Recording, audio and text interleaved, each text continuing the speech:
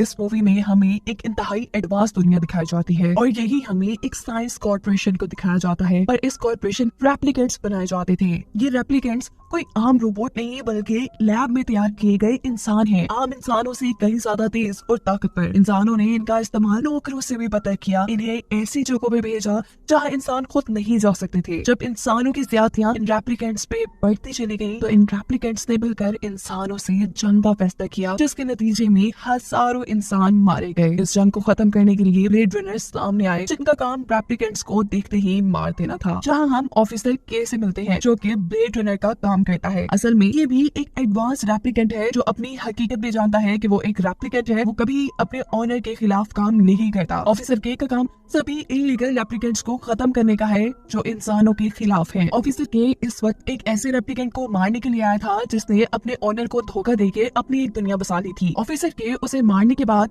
उसके घर के पास एक दरख्त के इर्द गिर्द कुछ अजीब महसूस करते हैं। चेक करने पे उन्हें वहाँ से एक बॉक्स मिलता है, जिसे उठाकर वो अपने हेडक्वार्टर ले आते हैं, जिसमें से एक औरत की हड्डियां निकली थी। स्कैन करने पे पता चलता है कि ये औरत प्रेग्नेंट थी और अपने बच्चों को पैदा करने के बाद मर गई। इन सबसे भी ज्यादा हैरानी की बात ये थी कि वो औरत कोई इंसान नहीं बल्कि रेप्लिकेंट थी। ये बात जानकर सब लोग हैरान परेशान रह जाते हैं, क्योंकि रेप्लिकेंट्स बच्चे पैदा नहीं कर सकते थे। लेफ्टिनेंट ऑफिसर के की जो सीनियर थी वो इस बात को सबसे छुपाना चाहती थी, क्योंकि अगर ये बात रेप्लिकेंट्स में फैल गई कि वो बच्चे पैदा कर सकते हैं तो फिर रेप्लिकेंट्स की आबादी बहुत ज्यादा बढ़ जाएगी और उनको डर है कि इसके नतीजे में इंसानों और रेप्लिकेंट्स के दरमियान में जंग न हो जाए, जिसमें यकीनन इंसान ही मारे जाएंगे, क्योंकि रेप्लिकेंट्स तो इंसानों से कई ज्यादा ताकतवर हैं। वो ऑफिसर के को अब मिशन देती है कि इस रेप्लिकेंट ने जो बच्चा पैदा किया था उसे ढूंढकर मार दिया जाए और इस बात के सभी सबूत खत्म कर दिए जाए। ऑफिसर के मरने वाली रेप्लिकेंट की हड्डियां लेकर रेप्लिकेंट बनाने वाली कॉर्पोरेशन में जाता है उसकी डीएनए की इंफॉर्मेशन लेने के लिए।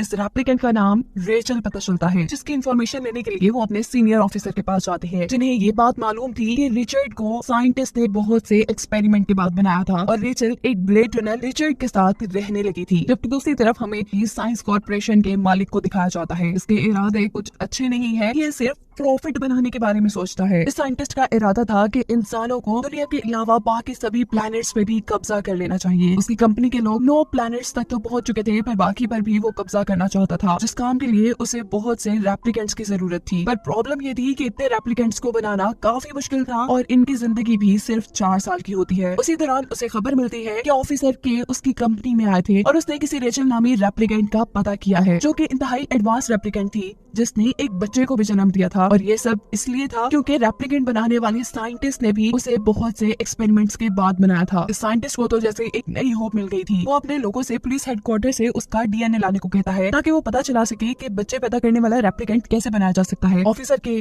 जो रेप्लिकेंट से पैदा हुए बच्चे को मारने के मिशन पे था, वो दोबारा उस दरख्त के पास जाता है जहाँ से उसे हड्डियों का बॉक्स मिला था। दरख्त पर उसे एक डेट नजर आती है और उसे याद आता है कि बचपन में उसके पास भी एक लकड़ी का घोड़ा था जिस पर यही डेट लिखी थी। यहाँ इस सीन में साइंटिस्ट की एक भेजी हुई बंदी पुलिस हेडक्वार्टर से पुलिस को मारकर रेचल की हड्डियां ले जाती है। इस लड़की का नाम लव है, जिस खबर को जानने के बाद ऑफिसर काफी ज्यादा परेशान हो चुकी थी, क्योंकि इससे तबाही फैल सकती थी। तब ऑफिसर के उनके पास आकर उन्हें दरख्त में लिखी डेट के बारे में बताती है और लेफ्टिनेंट उन्हें उस दिन पैदा होने वाले सारे बच्चों का डेटा इकट्ठा करने को कहती है। डेटा इकट्ठा करते हुए ऑफिसर के की एआई फ्रेंड उन्हें बताती है कि तुम भी इसी दिन पैदा हुए थे, जिस पर वो जवाब देता है कि मैं एक रेप्लिकेंट हूँ, पैदा नहीं हुआ बल्कि बनाया गया हूँ और मेरी जो सारी मेमोरी है वो सब भी फेक है और मेरे अंदर इंस्टॉल की गई है।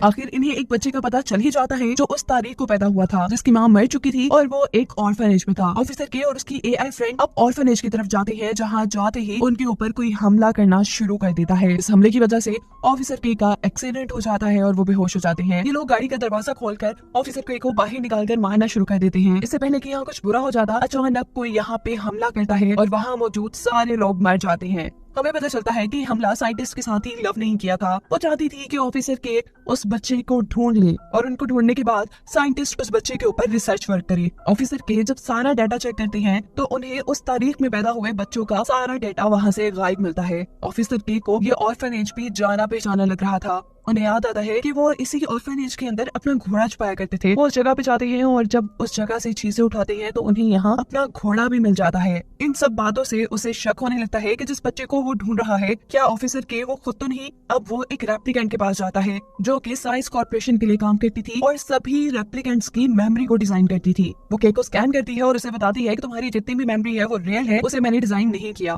ऑफिसर के का शक अब यकीन में बदल चुका था। वो इस ऑफिस से बाहर निकलते हैं तो लेफ्टिनेंट सर उसे अरेस्ट करने के लिए आई थी क्योंकि उन्हें लग रहा था कि ऑफिसर के उन्हें धोखा दे रही है। उनका मेथ टेस्ट भी किया जाता है जिससे ये पता चलाया जा सकता था कि रेप्लिकेंट अपने मालिक को धोखा तो नहीं दे रहा और इस टेस्ट में ऑफिसर के फेल हो जाते हैं। अपनी सफाई में ऑफिसर के लेफ्टिनेंट से झूठ बोलते हैं कि जिस बच्चे की आप तलाश कर रही थी उसे मैं मार आया हूँ और इसी वजह से परेशान हूँ। शायद यही वजह है कि मशीन्स मेरे एक्सप्रेशन को डिटेक्ट नहीं कर पाई। ये अपने आप को बचाने के लिए और केस खत्म करने के लिए ये सारा झूठ बोल रहा था। ऑफिसर के अब बहुत ज्यादा परेशान थे। उसके पीछे बहुत से लोग पड़े हुए थे, उसके अपने डिपार्टमेंट के लोग भी और साइंस कॉर्पोरेशन के लोग भी। वो सबसे पहले तो अपनी लोकेशन अपनी एआई फ्रेंड के जरिए चेंज कर देता है और फिर अपने हॉर्स को लेकर कुछ टेस्ट करवाने जाता है जहां उन्हें इस हॉर्स के ऊपर कुछ रेडिएशंस का पता चलता है। इन रेडिएशंस के बारे में जानते जानते वो पहुंचता है एक होटल तक जहां पर उसे मिलता है रिचर्ड यानी वही रेप्लिकेंट जो रेचल के साथ रहता था। यहाँ पुलिस डिपार्टमेंट में लव जो कि साइंटिस्ट के साथ ही है वो लेफ्टिनेंट के पास आती है और उससे ऑफिसर के का पूछती है और उससे कहती है कि जिस बच्चे की तलाश तुम लोग कर रही हो उसे के ने मार दिया है। ये सुनते ही लव गुस्से में आकर लेफ्टिनेंट को मार देती है और उनके सिस्टम पे के की लोकेशन चेक करती है। यहाँ रिचर्ड ऑफिसर के को अनजान जानते हुए उन्हें मार रहा था। तब ऑफिसर के उसे शांत करते हैं और उससे रेचल के बारे में पूछना शुरू करते हैं। रिचर्ड बताता है कि रेचल के बच्चा पैदा होने से पहले ही मैं उसे छोड़ आया था क्योंकि हमारे पीछे बहुत से लोग पड़े हुए थे और हमने अपने आप को बचाने के लिए रेप्लिकेंट्स फ्रीडम मूवमेंट की मदद ली थी और उन्हीं के बनाए प्लान के अकॉर्डिंग मुझे अपनी बीवी को छोड़ना पड़ा। उन मूवमेंट वालों ने बच्चे को ऑर्फनेज में डाल दिया और मेरा काम सिर्फ इतना ही रह गया उस बच्चे के पैदा हुए सारे सबूतों को मिटाना। इसीलिए मैंने ऑर्फनेज से उस दिन के सारे रिकॉर्ड फाड़ दिए। इतनी देर में यहाँ पे लव और साइंटिस्ट के लोग आ जाते हैं ऑफिसर के की लोकेशन को ट्रेस करते हुए। वो रिचर्ड को यहाँ से ले जा रहे थे जबकि लव को ऑफिसर के पे इसलिए गुस्सा था कि उसने उस बच्चे को मार दिया। और हम देखते हैं कि कुछ देर बाद रेप्लिकेंट फ्रीडम मूवमेंट के लोगों ने आकर ऑफिसर के को रेस्क्यू कर लिया था। ऑफिसर के को जब होश आता है तो उस ग्रुप के लीडर उसके पास आती है जिससे ऑफिसर के रेचल के बच्चे के बारे में पूछते हैं। ये लीडर बताती है कि रेचल ने एक लड़की को जन्म दिया था। ये सुनकर वो और ज्यादा शौक हो जाता है। उसे लग रहा था कि वो रेचल का बेटा है। वो लीडर से पूछता है तो फिर मैं कौन हूँ।